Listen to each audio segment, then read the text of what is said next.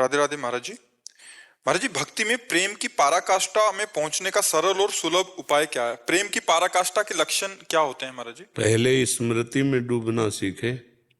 छत की बात समझने के लिए पहले सीढ़ी में चढ़ना सीखे। पराकाष्ठा का स्वरूप है कि मैं प्रेम कर रहा हूं, इसका भी स्मरण न रहे।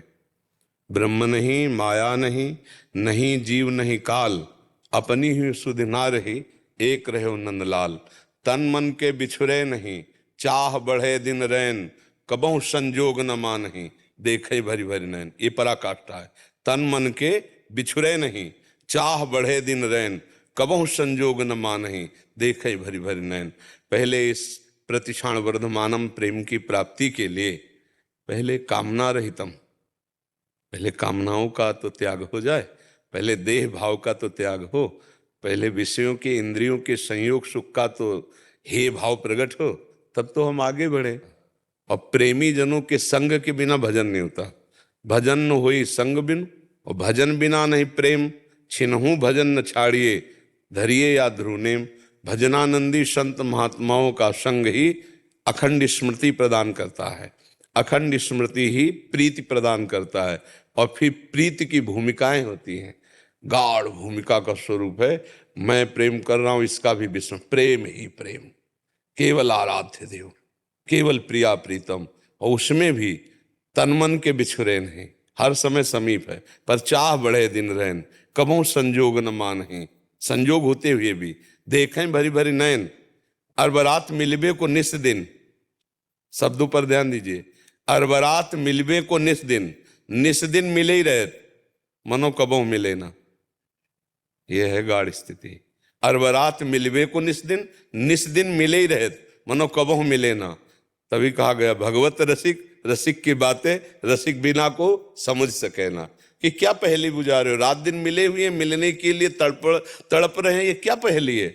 मिलने के लिए रात दिन तड़प रहे हो, रात दिन मिले हुए हैं, बोले इसी को तो प्रेम कहते हैं।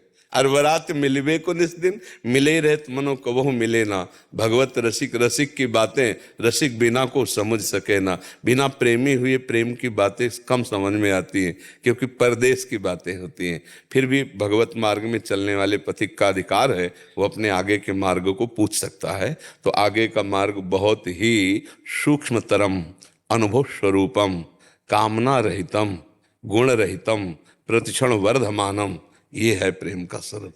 प्रतिक्षण वर्धमान। अभी पहले कामना रहितम हो, गुण रहितम हो, त्रिगुणातीत हो ना। अभी माया के सतोगुण रजोगुण तमोगुण का प्रभाव अंतःकरण में पड़ रहा है, तो प्रेम विकार को हम कैसे समझेंगे?